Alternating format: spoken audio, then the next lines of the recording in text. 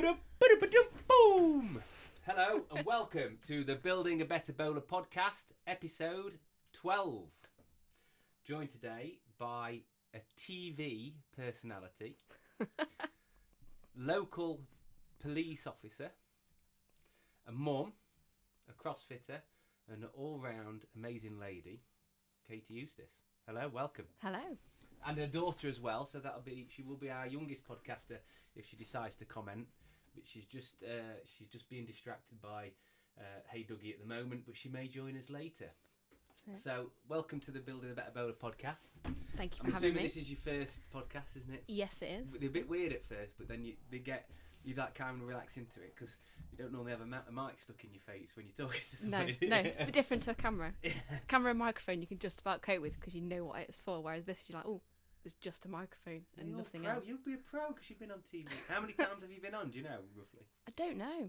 I genuinely don't know. I stopped watching them because it's a bit cringy watching yourself. Like listening to your voice on the radio or interviews, anything where you're listening or watching yourself, it's just cringeworthy. You think, oh no, do I sound like that? Is that how I come across? Oh my God, it's awful. I don't know anybody who really appreciates the sound of their own voice. Yeah. Because it sounds so much different in your own head, doesn't it? It does. And it's like, particularly things like interview tapes, you have to listen to them back sometimes, or you used to have to. The amount of times you go, you're like, do I sound like that? I must sound like some kind of caveman, because all I do is and and that's it. Well, that's something I've tried to minimise is my and ahhing, which is difficult because I'm not a naturally great speaker, but I'm getting better at less ums and ahs. Well, that's what I'm trying to do. Yeah, it's like filling into it, that silence, absolutely. you're sort of filling it in. You just said then police tapes. Do they still use tapes? No. Because it used to be 2 tapes, didn't it? 4. Was it 4? 4, yeah, and they got 4 sticker tapes, packs and everything. Stickers I have on. been interviewed on police tape before, although I would like to think I was innocent in my younger days. On the 4 tapes, you had to put 4 different stickers on, very specific ways the stickers had to go on, and then we went to CDs. Not that long ago, and then we've gone to this cloud-based thing, so it's all in the cloud now. And it's all digital. It is better, so you can listen to it, and now sort of supervising officers, so being promoted, I can then listen to my cops' interviews and making sure that they're doing what they need to do, that it's all sort of fair, and that they're asking the right questions. So it's quite good from a scrutiny point of view and access. What's your rank now? So I'm currently an inspector. Inspector? Yes. Katie? Yes. I like that. A response inspector. Response inspector. And so you've been on police interceptors, which is one of the things I wanted to talk to you about. It's not the main thing. There's many more important things than that, but it is quite an exciting thing. Everybody knows me for that, don't they? Crashing cars and police interceptors is the thing. Yeah, it is properly the thing. I didn't crash. They're all authorised. All authorised tactical contacts. None of them were contact. Yeah. None of them were accidents. I didn't get in any trouble for them. So that's driving people off the road in a safe manner or a controlled manner. Yeah. So your options are, and the big, the one that they use in the credits with the roundabout at the Arrow Centre at Hucknall. So with that one, there'd been a pursuit and it'd been ongoing for quite a while. In the middle of the day, he'd been driving around Hucknall, wrong side of the road, sort of quite dangerous driving. And as I've come to it, he's been coming the wrong side of the road through from Limby. Yeah.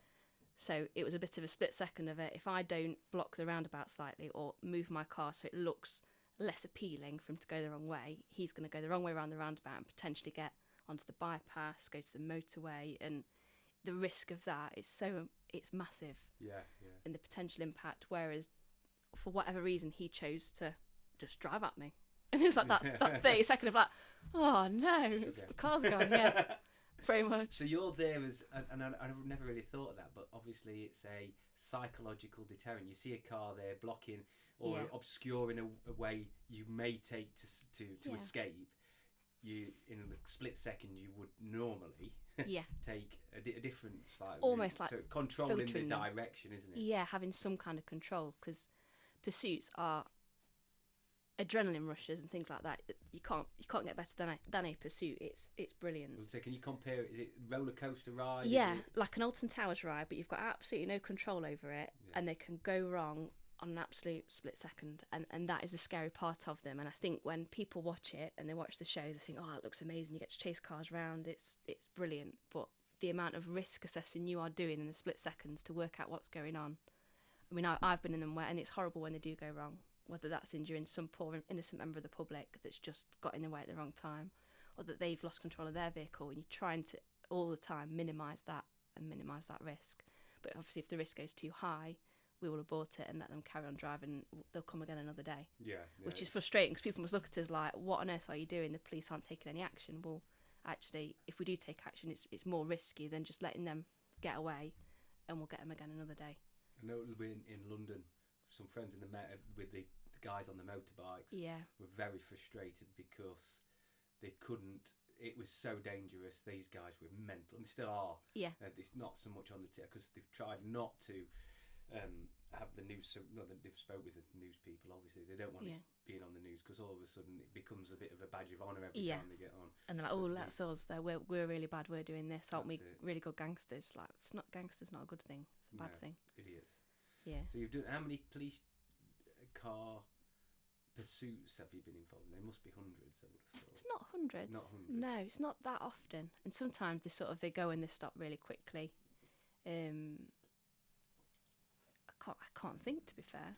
But what I suppose a lot of people don't take into account is you're accountable at the end of it for everything that goes off in that chase. Whereas the guy, or let's say persons in the car being pursued, the accused, let's say. Subject vehicle. We go for subject vehicle. They're not in any way. Well, they're going to get into trouble for something, obviously, but they've got no care in the world apart from to get away. But you've got to take into consideration their safety, your safety, everyone around your safety, actual laws of the road and things like that, and whether you can flex them. So we've only got 3 exceptions in law, so we can't just do what we want. Okay. And the 3 exceptions are keep left bollards. This is really boring, isn't it? Oh, headphones are working. Brilliant. We're all right with Dougie. Yeah. That's our youngest contributor. Oh, that's good. Hey Dougie, by the way, is a very good one for your kids. Hey we love Dougie. And Bluey, I think are very nice. Oh, Bluey's specifically, because there's a bit of everything there, nice messages.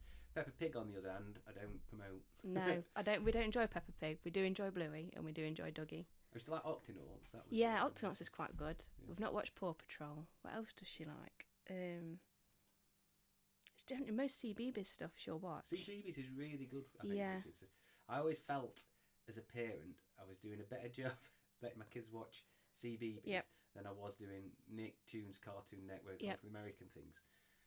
I don't know why, but I just felt, the message. There's no adverts. I think that's the thing. Whereas, like with adverts, you feel like on any other channel, you've got adverts thrown at them for toys, for games, everything else. Yeah. Whereas on the BBC, you've only got the CBeebies, and it's very controlled, very much age-appropriate things. Yes, it is, isn't it? And things like, I know the day of the week, but generally it's only because of that song they play in the morning, that day of the week song. Like, give it up for Monday. You're like, it's Monday today, we're all right. Go on, do it. Don't want me singing anymore. It's rained enough in July. It's rained enough.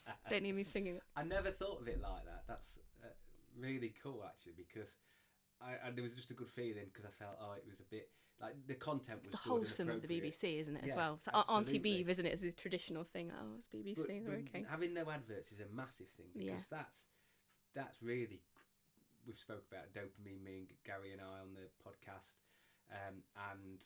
and also stimulation for kids. They don't get that draw of always wanting something, flashing lights, chocolates being advertised, sweets being advertised, games and things. So it's a really good, and that's something for a later one, actually. I should note that down. Yeah, the advertising of the old CBeebies, you're like, there's nothing on. I know she's okay. I know she's not going to anything inappropriate.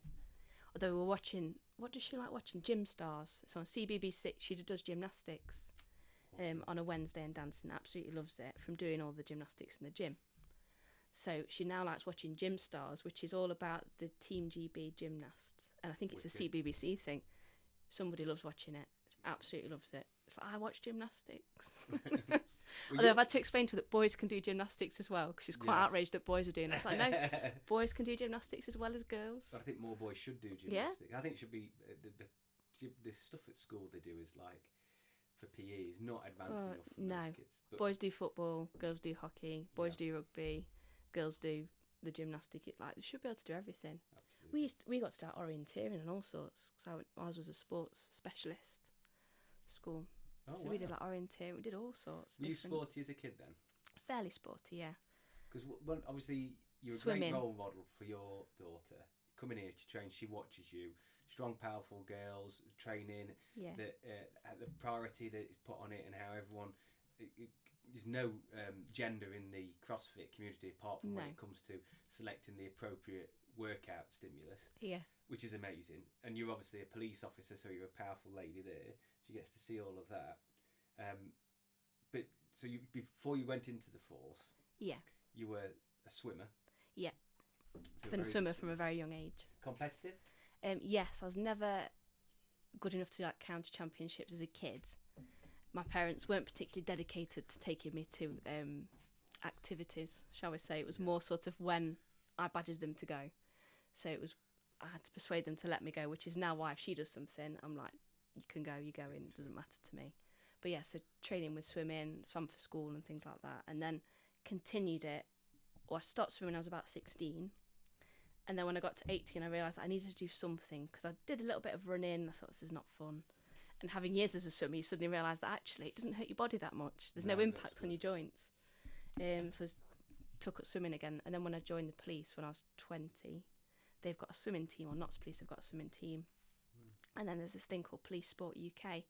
They have like and all the forces come together once a year, and we all have a swimming gala and like a black tie do, and it's really good. However, in recent years, it's all dwindled away because the focus has come off sport. So years and years ago, there was a sports section in the police, and people got time off to go and compete for the police. They'd compete with different, like the prison service, ambulance service, fire service, everybody. And it'd all be kind of like a community in itself with sporting.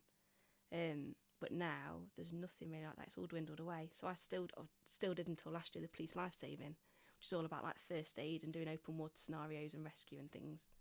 But that's again dwindled away because the support's gone from it. I think from the austerity and the budget cuts, the focus has come away from that, and now the demand on police frontline officers is so high that they can't give that time away.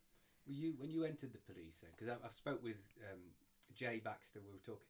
Fortunately, we've got to re-record his episode because the audio wasn't very good. But we're talking about the fitness test for the fire service. So when we re-record that, we'll go over it. But when I first started in CrossFit, there was a few police officers who were coming here to pass the fitness test, the annual fitness test, which I felt was quite an easy one to pass. Yeah. But you obviously went from a swimming background, you entered the police. Yeah. So were you easy? Did you find it a breeze? I mean, what is the fitness test? So for everyday officers, all levels, it's 5.4 on the bleep test, and it's the 50-metre bleep test.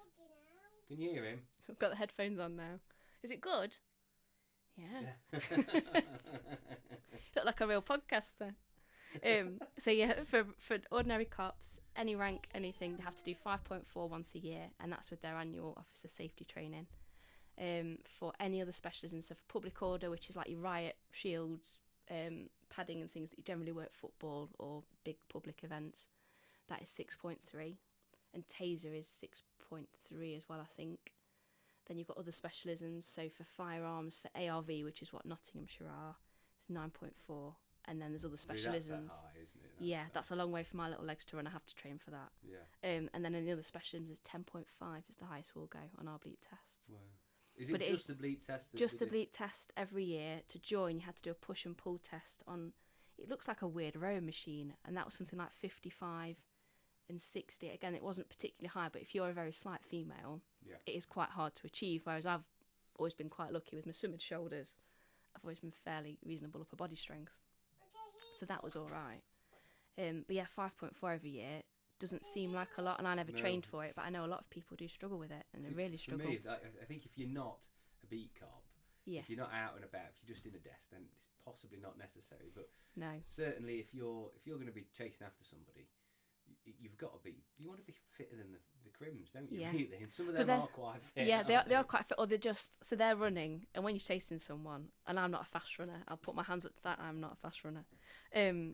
But they've got trainers, maybe a tracksuit, shorts on, they are.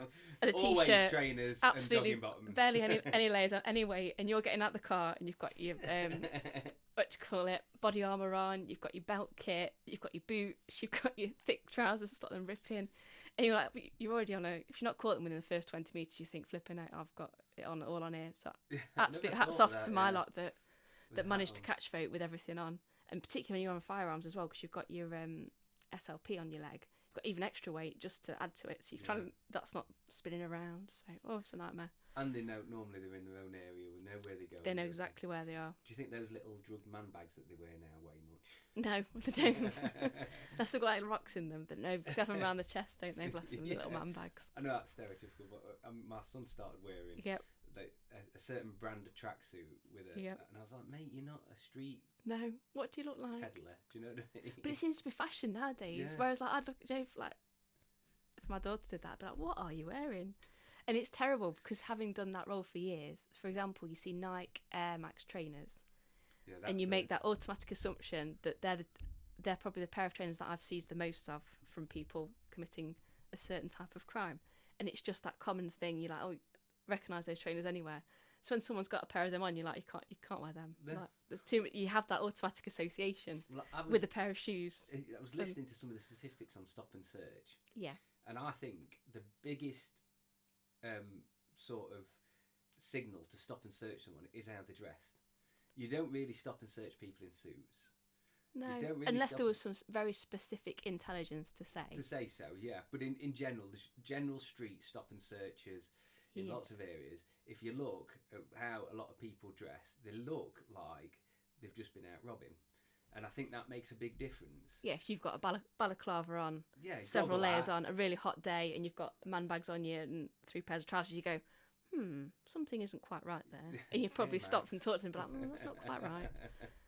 But stopping is such a contentious issue. It really, really is. And it's proven whether it's a deterrent or not. And I suppose, can you prove that those people you've stopped and searched, but they've had nothing on them, has that then deterred them from going on to commit a crime? Or has it made them feel any safer? And then you've got all the things about the racial bias, and it's just so contentious. It's such a tough subject. It's a nightmare.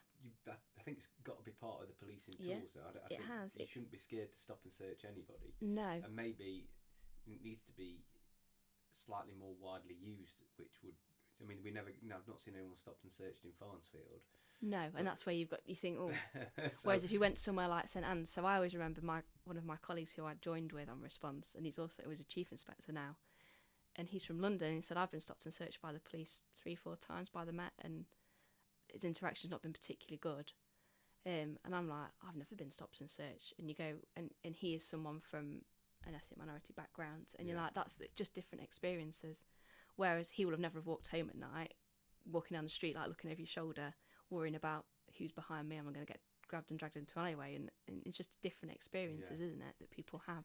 Do you find now, obviously, you're on TV and a police officer, does that trouble you? Are you okay with that? Do you find you're more careful walking places, or is it? That's never bothered me too much. I've never had any problems. I think it happened to me once, and it was in Mansfield actually. Do you get recognised? From the telly, yes. Depending on when the series is on. Yeah. Yes. It's not the recognise, it's the double takes or people sort of whispering about you and like, I can hear you, just come and talk to me, I'm not bothered. Like, I'm not a celebrity, I'm just me. When they first started doing the Interceptor stuff, I was like, you can come in the car with me if you want, I do nothing exciting, like, it's fine, I'm quite boring really. No, look what happened. But yeah, it is weird. It's never bothered me because I've never dealt with anyone but I know some colleagues that I've worked with, they've had to have like marks on their address, had to have like safety stuff put in because the people they've arrested or threats have been made against them, and you're like flipping out, that's your job coming home with you. But I'm just looking that that's never happened.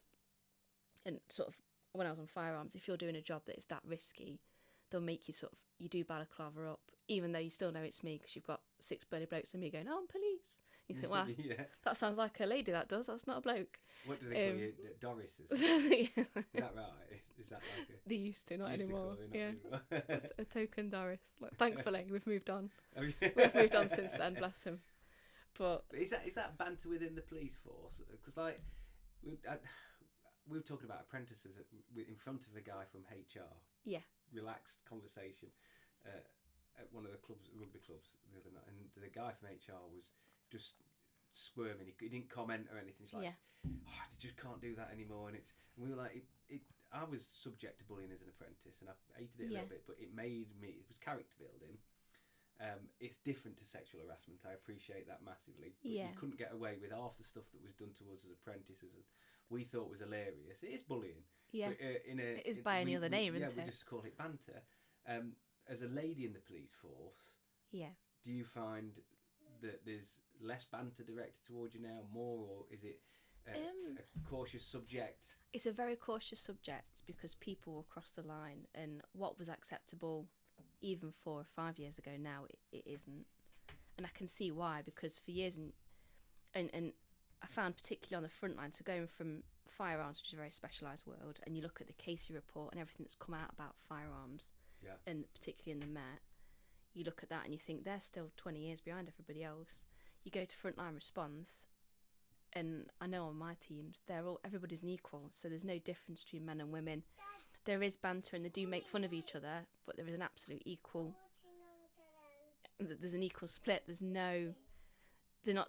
whereas it used to be when I first started, it was there's a sexual offence, there's a raping, you can go because you're a girl.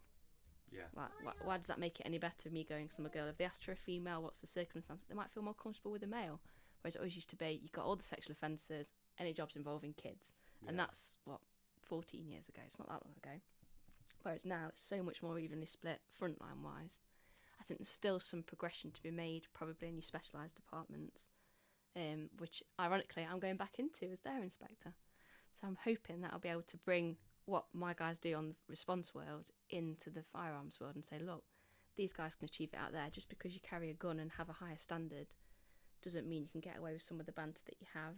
Yeah. But you still need to have that team and that camaraderie because of the jobs you're dealing with, particularly on the firearms world. Well, I think when things go, I find comedy and joking about things. Dark humour. You get very dark humour in the police. Well, it's terribly a good dark way of dealing with tragedy. Yeah. And let's face it, like in firearms, some point you're probably going to have to kill somebody. Yeah. Or you're going to see somebody be killed, and then you've got to deal with that. Yeah. And although you can't make a massive joke out of it, but humour in certain situations is a way of dealing with it. And it's that the actual person whose life's gone, they're not aware of it. So for me, it's a victimless crime, and I think nowadays we're a little bit too. You obviously can't say everything, maybe, but I can have an opinion on it, and it is that we need to make allowances for army, for police, for NHS people to deal with the darkness in private in the way they see fit. Yeah. Because as long as that doesn't come to light and affect anybody, then it's not harmful, is it? Really? But no, it's where they cross that line, and the issue you've got then their families, and what if their families found out about that, and what if they see it? And we're going back to the programme that was on Coppers many years ago. That was filmed in Notts, and there was a lot of backlash from that, of some of the things that people said on it that are now not acceptable, and the stuff that I think the general public found quite amusing, but there was some stuff like the families of the victims found that weren't funny. And I suppose it's that thing. It's like you say, in the right place and where it is, and you've got to take everything into account because you never quite know who's listening. But I know from some of the stuff I've done through the fast track program thing that I've got put on, they were talking about PTSD in the police, and I think you're exposed to 10 times more trauma in like your lifetime or every year than any normal person would only get 1 or 2 instances of trauma in their life. You're going every day to someone that's been stabbed, that's been assaulted by their partner, that we go toward deaths of sort of any death in the community that isn't sort of a DNR certificate we have to go to.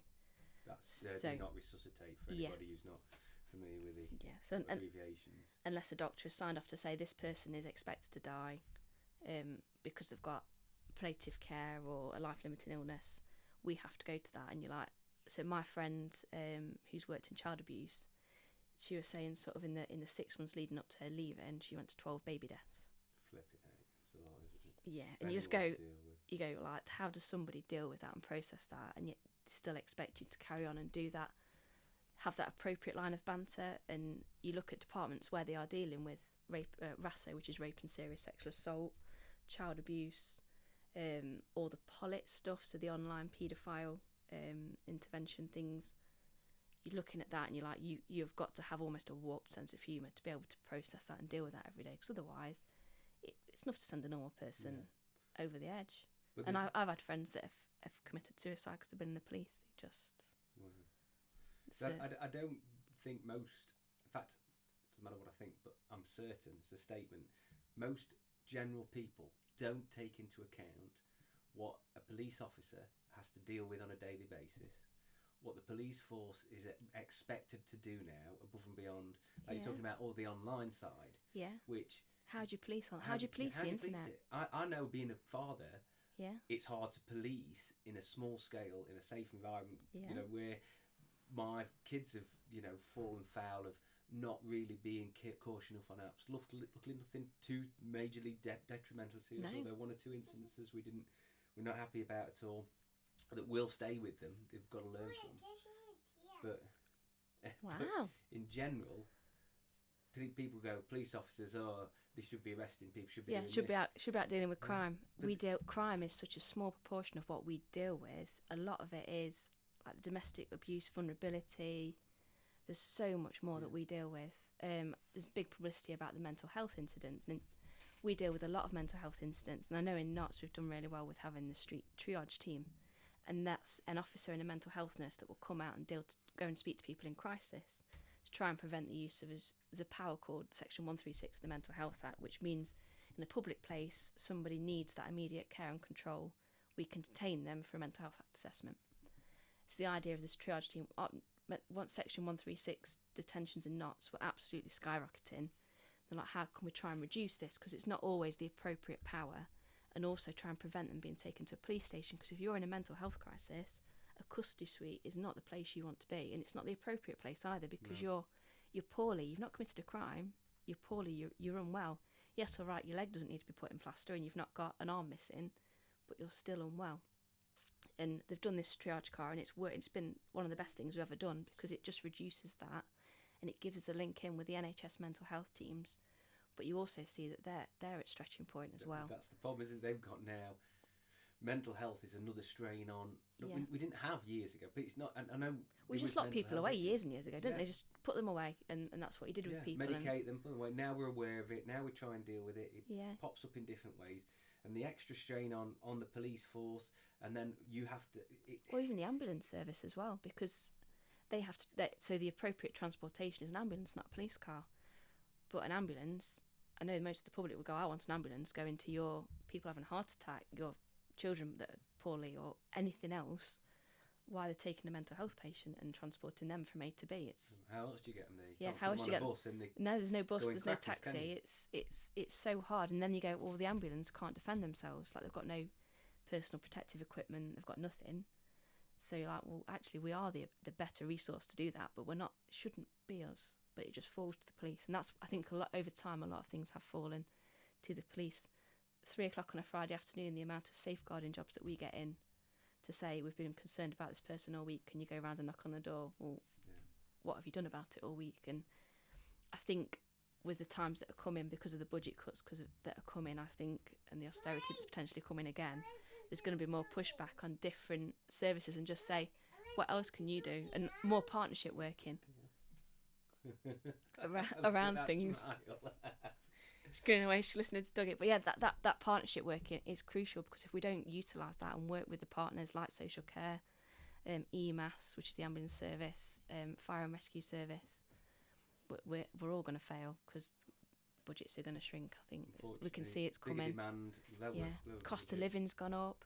So it's not an official figure, but I feel like I've seen more suicides in the last 6 months, cost of living crisis. Well, and it's sad. Coming out of lockdown is one thing, isn't it? Going into financial crisis. Yeah. The two, mixed together. I think suicides in general seem to have gone up. More prevalent in the last maybe 10 years. It's the biggest killer of men under 30, isn't it? It's a horrible mental thing. Health's a massive thing, and we've never had more. So it's a strange topic. It's not one I wanted to pester you with. It's just come up. As long as it comes up. But you're linked to it, because you're going to be called to these people. We see it on a daily basis. You're going to see them, and we also see where people need more support, but there just isn't the support there, because no one's got the money to pay for it, and it's sad. Well, it starts really, at a young age in schools. I've got a friend who's also coming on the podcast, and he's dealing with children who are just falling out of the system and managing. So they have extra school provision for children who are struggling with general day to day.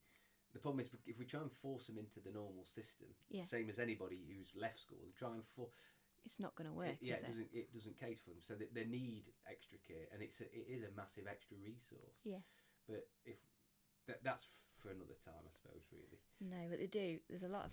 I remember one of my old sergeants saying to me, used to work on child abuse, the impact and damage of something on a child before the age of 2 years old, if you don't get all the importance of that, like goo goo gaga and playing and interacting with them, the damage that can be done is sometimes unrepairable. And I absolutely take my hat off to foster carers and people that adopt and give that time to these kids, because they need it, and we see them when they get reported missing. I'm sure the people see our Facebook page and it's 13-year-olds gone missing again, and it's a young female that's potentially at risk of child sexual exploitation because her parents haven't looked after her. They're in a foster home there is carers there, but they're not their family, and it must be so hard. They just want to be loved. They want to be loved, and they? these horrible people will exploit them by showing them love, by buying them nice clothes, giving them drugs, taking them, driving them around, and then they exploit them, and it's a horrible cycle. It really, really, and you can see it over the years I've been in. I've seen it with people, and it's just sad. Well, sometimes you get to sit and have a conversation with them, and you can say to these girls, you can see where this is going, and they'll be like, yeah, I know, but what else do I do? And it was awful. That's a hard thing to take away from the job, isn't it? Yeah, you just think, but then as a parent, that makes you then not more protective, but you go, well, that's not going to happen to my child. I'm going to make sure.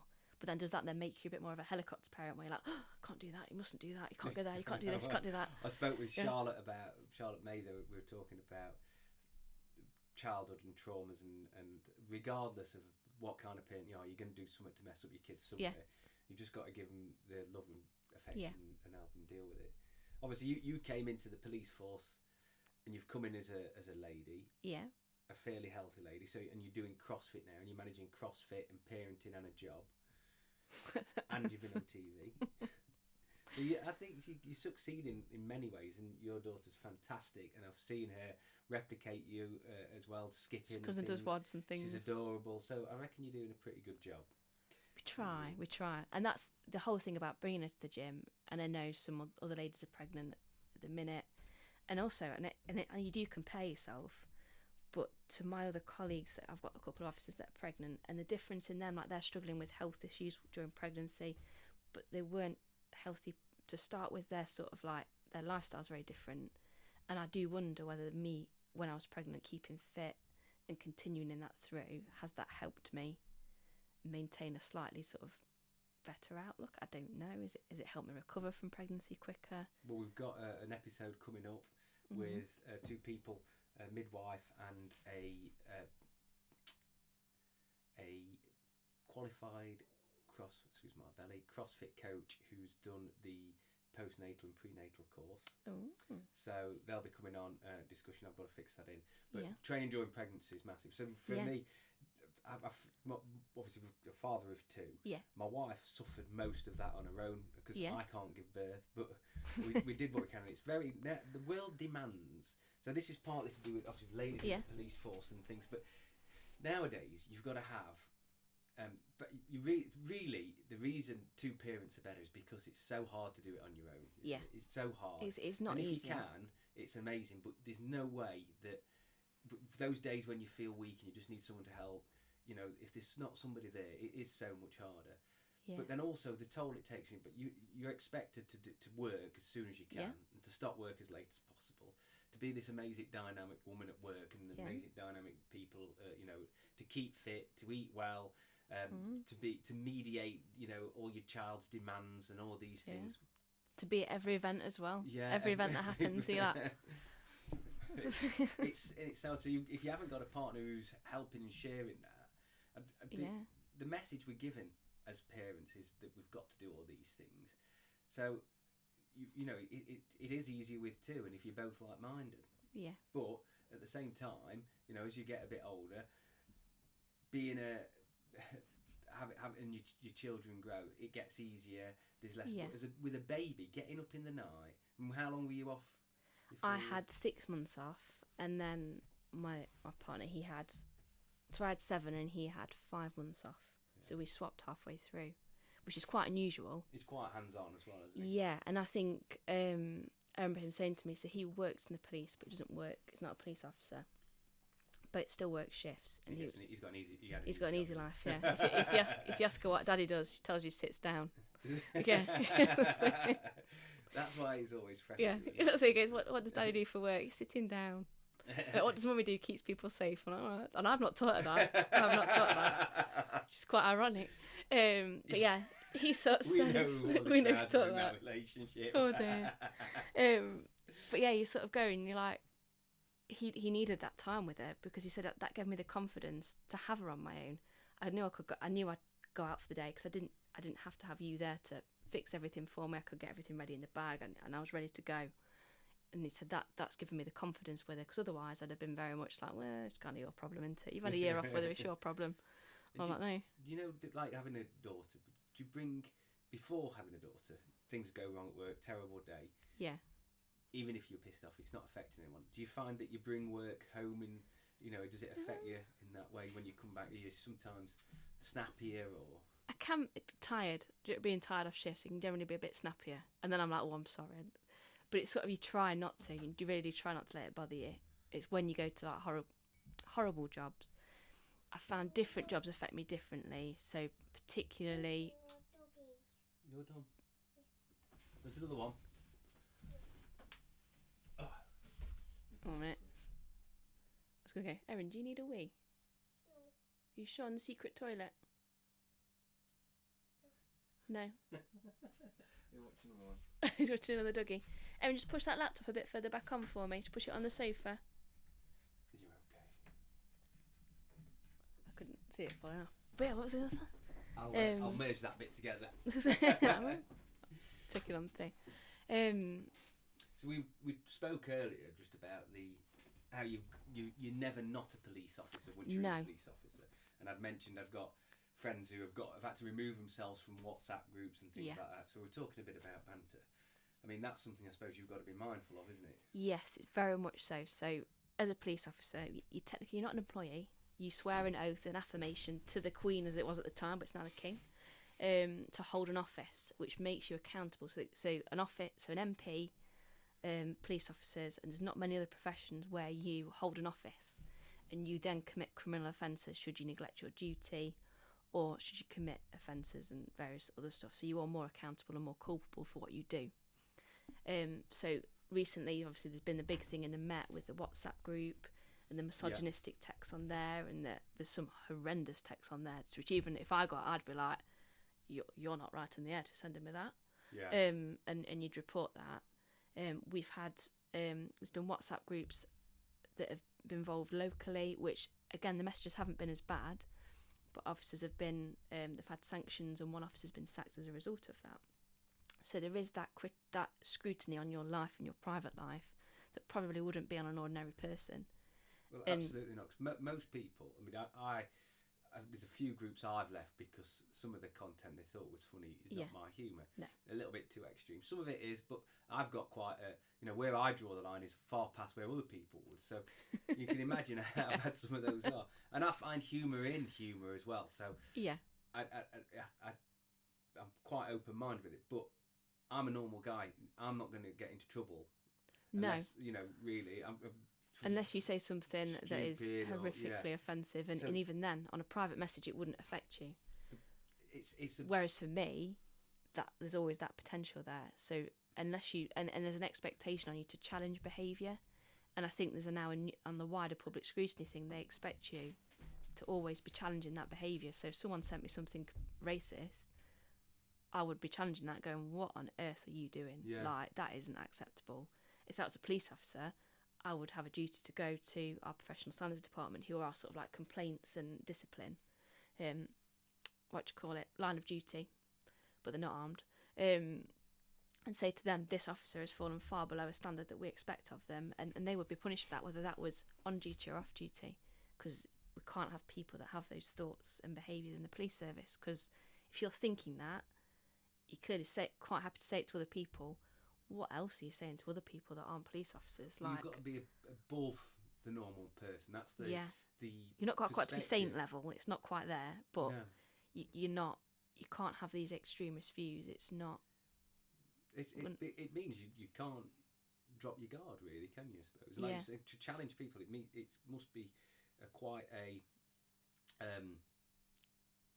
not a sad life. That's really the wrong word. Quite a lonely existence, because people will think you've got no sense of humour, or I didn't think it was that bad. But what if that was your family member? So if a family member sent you that, you just be like, oh my God, like, and you would. What do you do? Because if you don't do it, and work found out about that, you would be in trouble yourself. And that is it's a tough job at the minute because of that and all the scrutiny that is on us. Obviously, you've got the Met, bless their little cotton socks. Whatever they do, we get punished for it out in the county forces. They're the ones in the headlines all the time. And they're so big. London's a different place altogether, though. Absolutely different beast, country, isn't it? Because the population. You look at central London; it's so transient.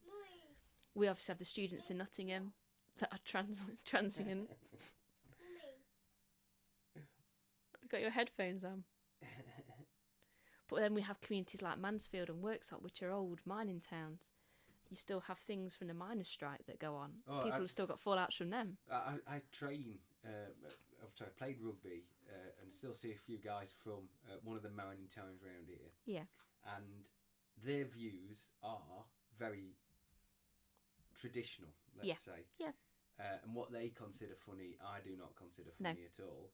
I imagine I'd probably be outraged if I meant I'd be like, absolutely. What? And sometimes I question it and I think, God, I can't believe how dated their views are. Yeah. But then I also realise that they've not travelled. They're still in that. No. You know, their holidays to Skeggy and back, where they're with other like-minded. So they don't know any different. No. So their reality is literally that little mining village and that maybe life. Mansfield and occasionally Skeggy. Yeah, Mansfield is a big town to them. Whereas if you're from Nottingham or from Derby, you've done all Hey Duggies. You've done all the Hey Duggies. But yeah, if you're from Nottingham, you've experienced. So I'm from Nottingham. I've experienced. Whereabouts are you from roughly? Wollerton is where I grew up and went to school. That's Wollerton and posh. Bramcote. It is, but you've also got on the edge of like the Broxtowe estate. So you do have a mixture of kids. Obviously, you've got Radford on the edge of that as well. So going like Ilkeston Road, there's quite a big Asian community in Wollerton. Yeah. So yeah, you get a mixture of people, and I'm always used to the city, and I've always worked the city. Diverse, isn't and it? It's the diversity of it. You come up here, and you very quickly realise that it's not quite as diverse. And you go even further north, and it really isn't diverse. No. Well, I'm from Ripley originally. Yeah. Ripley, Ilkeston, both some of the least diverse places. Yeah. In the world. Yeah, it's not, and the people don't leave there, do they? In the UK, yeah, there was. So I never checked into the validity of this, but it was published in a few different places. Of the most British town was Ilkeston or Ripley, and it was a slightly National Front style sort of edge to it, and I didn't like it. But there was, one of my best mates growing up is a guy called Steve. Yeah, mixed race, is black, so we call him. We know Steve, Black Steve. Yeah. I never thought of it anything other than any other connotations to that at all. He rang me once from a new phone and he went Steve. I went Steve. He went Black Steve. But he was so I had 3 or 4 friends throughout till about the age of 16 who were not sort of white English. Yeah. That was either Mark Green was I think he's got Vietnamese heritage. Steve. They were the 2 closest ones, and then I've got friends, people who I was friends with, let's say, of different heritages: Indian, Pakistani, and Chinese. So like maybe 5 people I can count in one hand. Yeah, everyone else would have been white. Yeah, not diverse at all. No. So you don't realise. But you go to Nottingham and Derby. Yeah. So that's something I never thought of when I was growing up. Just didn't realise that was my norm, and then you start to move a little bit and travel, and you realise how diverse. The world is. How different the Met, London is a different. It's massively diverse. Yeah, and you look at all those different cultures, and you've got microcosms of it in sort of like Radford and St Anne's, where you have like the Kurdish community. I think we've got an Eritrean community. There's all different tiny communities you wouldn't even think of that exist there, but they all exist alongside each other, generally okay. You finished that one. Do you want a different one? Yeah. Are you sure you don't need a wee? Have you drank on the secret toilet? Shall we see which other ones we can get? What about this one? Super Squirrel Badge. Yeah. Well, that one's got Stephen, isn't it? Steve! Ooh.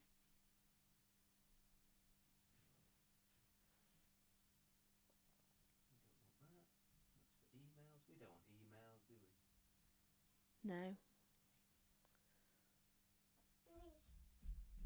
Yeah. You okay?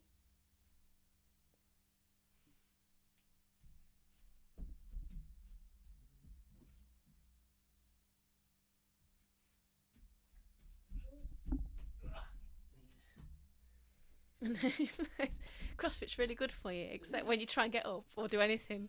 The one this morning, come on. I'm really not. I'm not looking forward to the stairs at Mansfield later when I've got to try and climb them. I'll be like, oh no. Oh. It's Betty. She your favourite? But you do all this CrossFit and people are like, oh, all this fitness for work and try and keep you fit.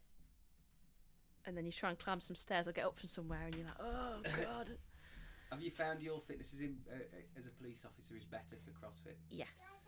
I think it's a very good sport. I will open that for you. I think CrossFit is a very good sport for the police because you've got the different dynamics of things. So it's not just running, it's weightlifting, so it's your upper body strength, it's the jumping, is it plyometrics? Yeah. Where if you need to climb a fence, well, CrossFit, you jump in, you're pulling yourself up and getting over that fence. That's almost a muscle up, isn't it? And stuff like that. It has improved it, and I think it could be even brought more into the police, and the focus should be away from doing that bleep test to a little bit more of a practical test for what we should be doing. That would be a good thing, I think, for us. Definitely, there should be some functional fitness. Yeah. As an officer in the police force, on the beat and in action. Yeah, if you're on a front line, firefighter, yeah, or anybody really who's going to be required to exert some physical strength and fitness to complete their job to the best. I believe it should be. So we don't get time to train. We don't get due to time to train. Even on the armed cars in Notts, you don't get time to train. All your training is done in your own time. So I don't know if that. So I think had I not done CrossFit, I don't think I'd have ever gone for firearms because I never would have thought myself fit enough to pass the bleep test. Yeah. And is it more physically demanding as a firearms officer? Yeah, it's just that. It's what you don't realise is things like we do something called cover and move, which has been brought about from various different attacks that happen. So they review the tactics and bring them in. And it's a very similar tactic to the military flanking manoeuvres, which is what I describe as diving on the floor, putting some fire down and then jumping up like in a burpee and then running again, diving on the floor. And you're like, oh, actually CrossFit's really good for that because I'm used to getting up and down off the floor whilst feeling slightly tired and maybe carrying a weighted vest. That's something I do normally in my own free time, so it's not so bad. But yeah, stuff like that, you're like, actually that has really helped me, whereas you can see other people absolutely blowing because it's not something they do. They don't use the dynamic movement. Yeah. But then a lot of it is sitting on your bum in a car all day, driving around, and you don't use it every day. It's just carrying the kit. There should be like a requirement for fitness, though, surely, because if you're fit and healthy, you can move quicker, you can think clearer. Yeah, under fatigue. Your mental health, everything else, it's better for you, isn't it? And you look at what we're dealing with. Actually, if they allowed a fitter workforce and said, actually, we'll put classes on, we'll do this, maybe it would improve the general well-being of police as a whole, and they'd feel better, and that will always reflect then on the service the public gets, because if you've got happier police force or happier workers, you then will always have a better service to your customers, and our customers are the public.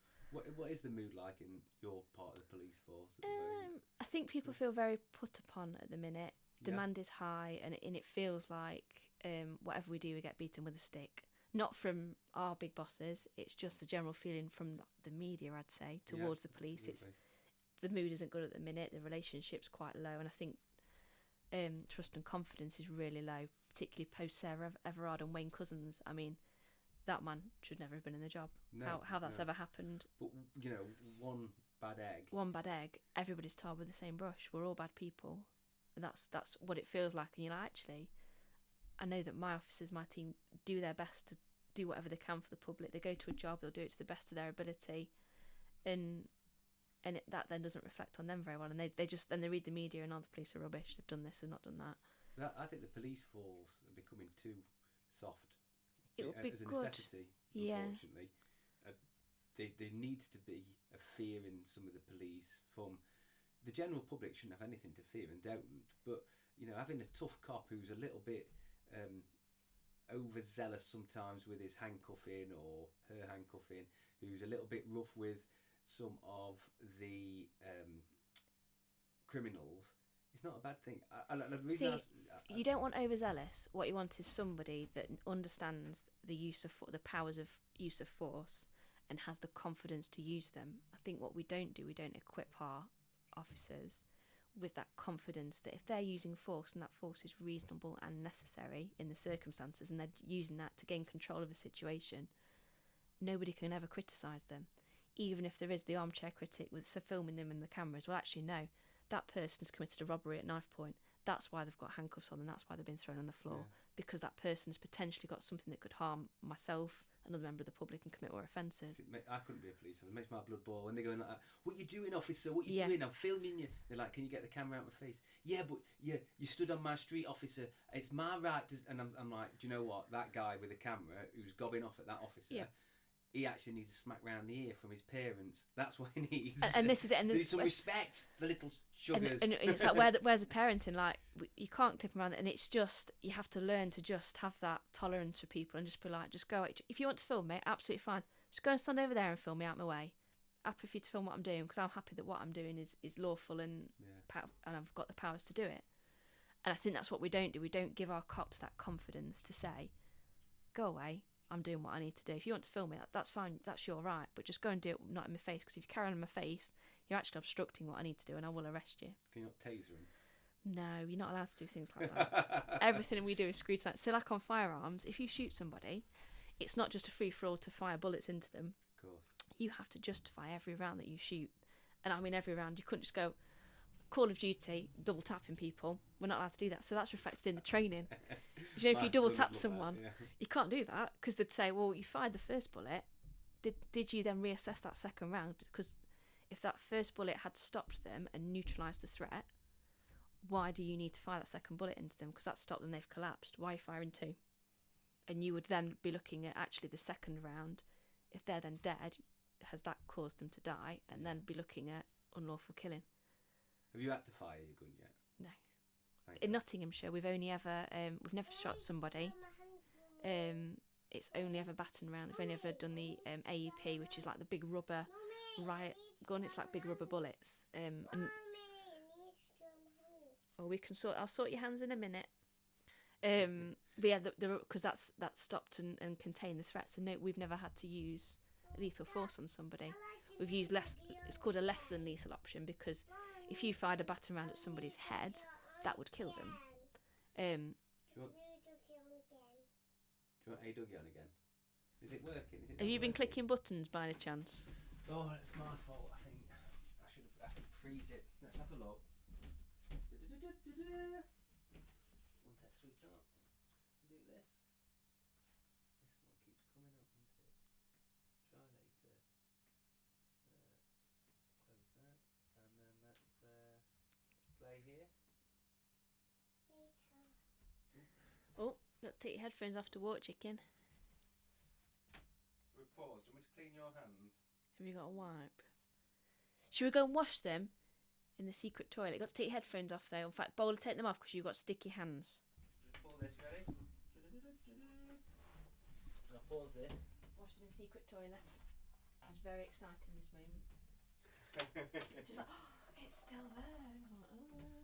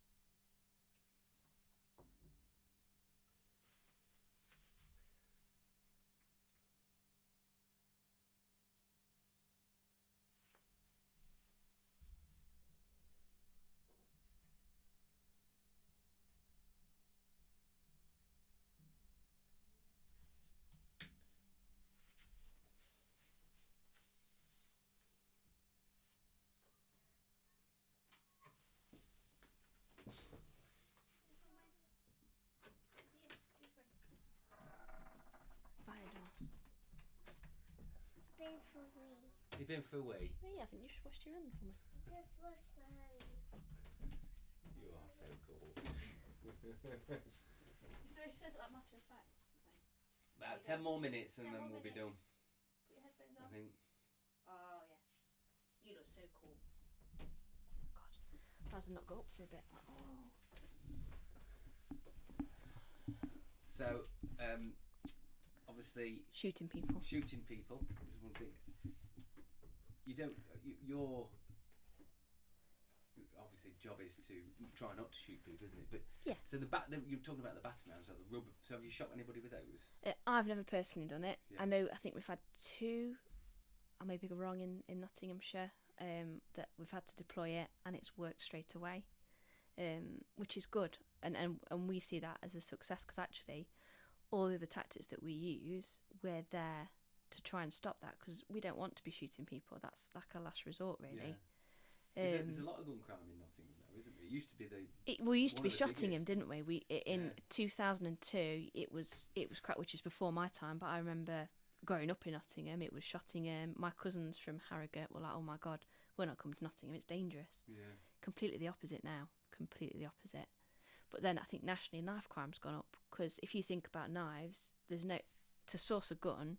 You're looking at criminality, particularly to get like a handgun or any kind of firearm. You've got to get your ammunition for it, unless you're a shotgun license holder. That's the only other way. Or you're a firearms license holder, and if you've got a firearms license, you're not going to go around shooting people. It's very unlikely.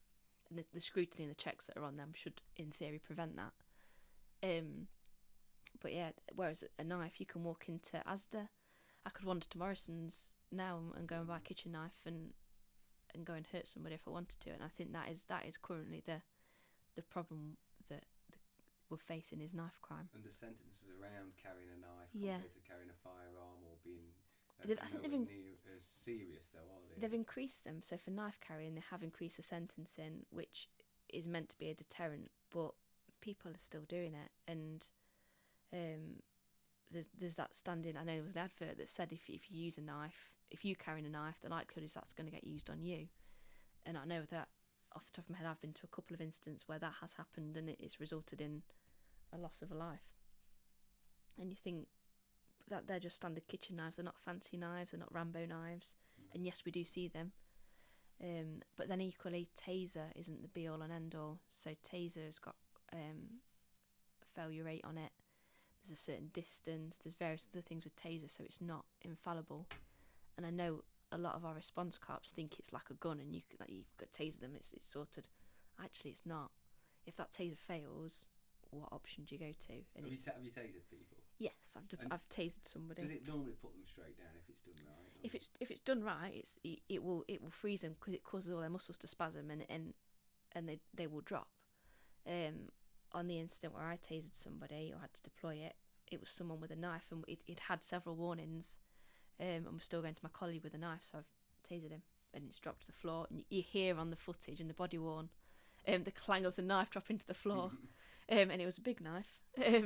So yeah, and you just go flipping heck, it's worked. Thank God, yeah. Yeah, thank God it has worked. Because obviously, if not, then you've got to deal What with do you somebody do? attacking you with a knife, haven't you? Yeah. Are you martial arts trained then as well? No. So I've got no ninja training, nothing.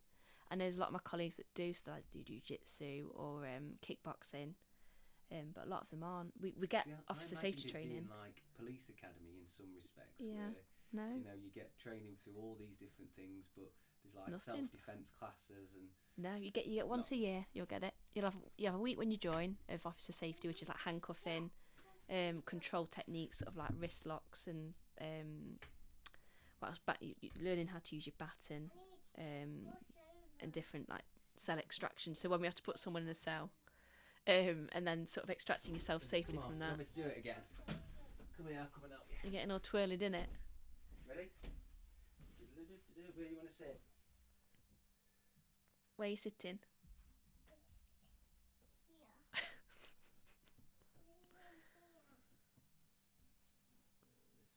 Is it comfy on that sofa?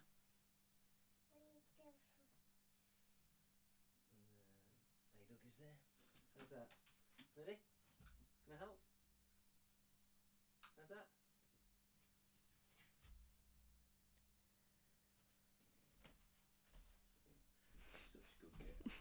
She's not done bad. She's not done bad, has she? She's done brilliant. It's hard, isn't it? I mean, Yeah. she's been such a good girl. To be fair, mine are off at the moment as well, and the oldest now at the age where he'll sit on his computer all day. Yeah. But then getting him off the computers, so it's got its pros and cons. We try and keep him moving and fit. And Yeah. everything, but, it's like, Well, they do loads of activities, don't they? yeah, they do. Well, that's the other thing is we're talking about turning up for everything. I've triple booked one of them today without realising. And so I can't win in this. So trying to do the right thing between a sleepover, a night out with me and some of the rugby guys, the kids, so we're taking them all to wrestling, and his football commitments mean I'm going to fail at least 2 groups of people. Yeah, someone's got to be let down. Yeah, so I'm like, anyway. There we go. It's hard though, isn't it? It's hard. Luckily, she's at the age where we don't quite have that yet, but I can see that happening where it's like, need to do this, need to do that, and then it's working it around work, working it around shifts, and planning that in. And do you need a wee on the secret toilet. 1 second. Are you excited? I hope it's clean in there. I didn't check. Sorry. I don't know if Craig's been in this morning. I think. Is it a luxury toilet? The luxury, yeah. It is. Everyone uses it for.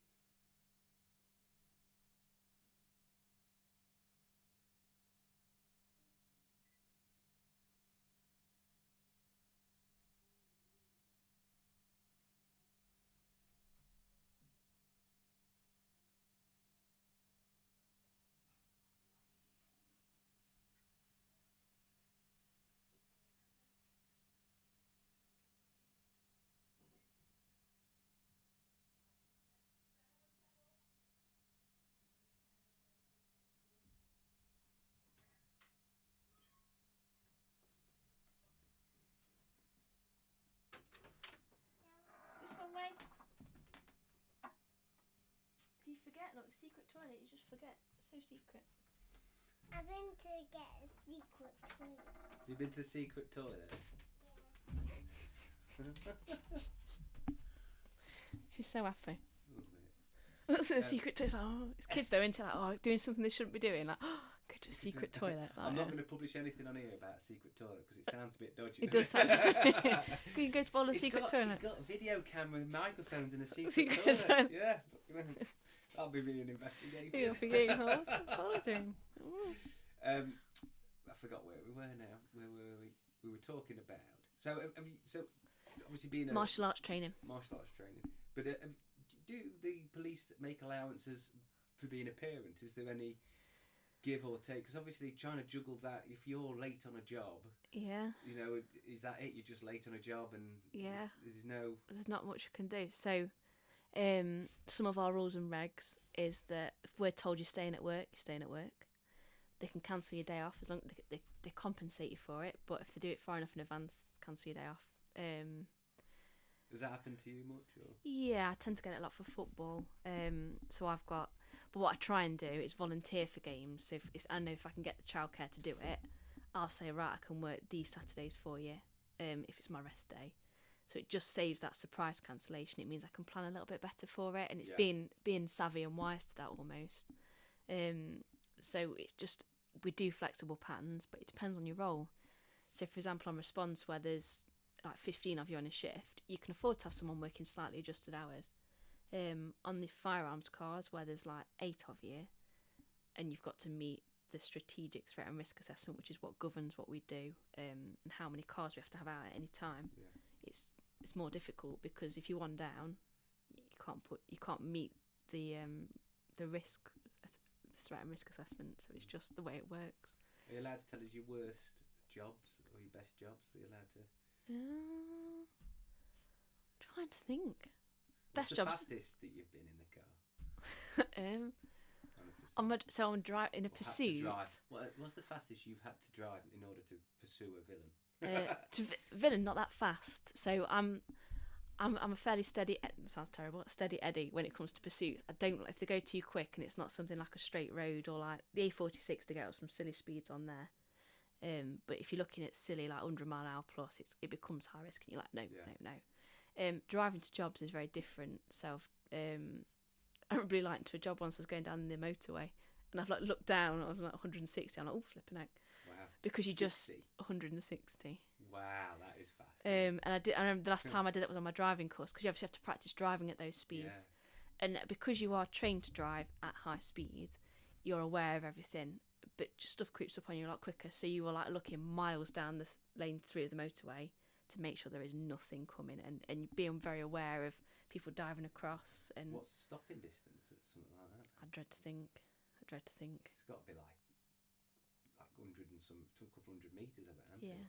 But that was going to some assistance shout, so it's like a high risk job. Whereas the motorway is different. It's very different. If you're on an A road, you're not going to be going that quick because you don't realise. But what's the top?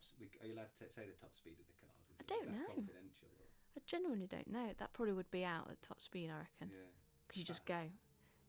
You don't really look. That sounds very daft, but you're just kind of looking at the road. The speed's like irrelevant. If you keep looking down at your speed, that's a distraction. Yeah. Isn't it, really? I just remember that once I got like, oh god, that's a bit quick. So that's like Autobahn in Germany kind of speed, isn't it? So you obviously do advanced driver training. Yes, that's 5 weeks of that course. Wow. So you do a normal blue light course to put your NEENAAHS on. Is 3 weeks, and generally your NEENAAHS. So I'd say your NEENAAHS is 3 weeks of driving, and that is you spend 2 weeks learning how to drive to what they call the system of car control, which is like your position is a certain order you do things in, and that's the way you do it. Try and do it as smoothly as possible. Is that the best bit of the job, putting the NEENAAHS on? Doing it, yeah, that is fun. That's what I might call the podcast. The NEENAAHS. Put your NEENAAHS on. Yeah. NEENAAHS. And then I went to ENA in a NEENAAH. And then you do your advance, which is 5 weeks, and you've obviously got your T-pack, which is your boxing cars on motorways and things. That's another week. That's like a advanced manoeuvre, isn't it? One in front, one either side, one behind. Box on, and all that. The first person I knew on police camera action or on any of the police sort of TV shows, which are fairly recent, really. Yeah, it's like a news. People love them. It's like a busman's holiday for me. I like work.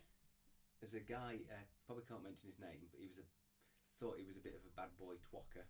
Oh. So that shows if anyone who says twacker, you don't get twackers anymore. Taken without owner's consent, wasn't it? Yeah. And then they nicked a Subaru, and they were on the motorway. Then they were outside it ran up the road outside the co-op in Ripley. Yeah. And everyone's like, it's such and such.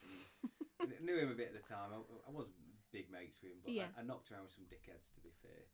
And some of them really bad. I was an angel. Yeah, in comparison. Yeah, in comparison. But you can't choose who your friends are. You can't choose. You and this is the problem. You can't choose who your friends are. As a police officer, somebody who hasn't got the responsibility. It's, as we're talking about the messages and saying, you don't know. You can't vet every person to the nth degree. No, because I can't go. Oh, Bowler seems a nice guy at the gym. Oh, I've forgot to make sure he's not got any criminal convictions. I can't do that. That wouldn't be a lawful use of systems. Thank God. Again. But and that's the thing, isn't it? You can't misuse your systems. You're done on that. To find things out about people. That's not right. It's not ethical. No. And it's just that judgment into. But if you do. Oh, you're done in that. 5 more minutes. Is that okay? Would you like Erin to be a police officer, or would you like to do something different? I wouldn't mind Erin being a police officer. I don't think I would mind that. Would you like to be in the police? No. No. Do you want to drive any NEENAAHS? No. Do you want to keep people? What? I know. You're going to join. So this is my youngest ever podcast guest. What does Mummy do at work? Keep you safe. Oh, that's and what amazing. Does Daddy do at work? Sit down. That was not prompted in any way. Unprompted, completely unprompted. Yeah. So Daddy sits down and Mummy keeps people safe. Yeah, that's apparently what's happened. Have you ever been in a police car? No. On emergency services day, she queued up for half an hour to sit in a police car and refused to do it. Happily climbed in the fire engine. Yeah. Uncle Jay's got a lot to answer for there, I think. It was when I was talking to him on the podcast, he was saying how that obviously they're a bit stretched, but they're happy to go round and come to all events to talk about fire safety. And I just know all kids love They do love fire engines. Get in the fire engines, bin lorries, police cars, ambulances, and it's great. And you know when you do that and you see little kids looking, and what I really hate, and I know a lot of my colleagues are the same, is when you hear mum and dad going, "Oh, the police are there. If you're naughty, they're going to take you away." Yeah. You're like, no, don't teach them that, because you know if they need help, where do they go? That's a brilliant little bit of advice actually in parenting. Never use the police as a punishment. Because that is, if we've always said to our children, if you're lost, find somebody in a uniform. Yeah. But that's not the best advice when you think about it, because you know what's the uniform. But certainly a police officer. And two things on that is: firstly, don't use somebody else as a deterrent to your kids. No. That's not the right way. I mean, we all do it, but they'll take you to the naughty girls or naughty boys. Naughty boys home. You're like, come on, you've got to be a bit more. You've got to be a bit more savvy about things than that. And like, then when they are in trouble, where would they go? And things like that. You're like, and you walk past on foot patrol. Oh yeah, police are there. If you're naughty, they'll take you away. Like, no, they won't. When he goes downstairs. Okay. So 1 minute. Let's. We've had lots of interesting things. We're gonna. I'm going to mix and edit this up so that it reads well. Less distractions in it from. It was brilliant, and I really appreciate your time. Anytime. So this was fast driving, CrossFit champion, and gun shooter. Former gun shooter. NEENAAHS champion, Katie Eustace. Thank you very much. Thank you very much.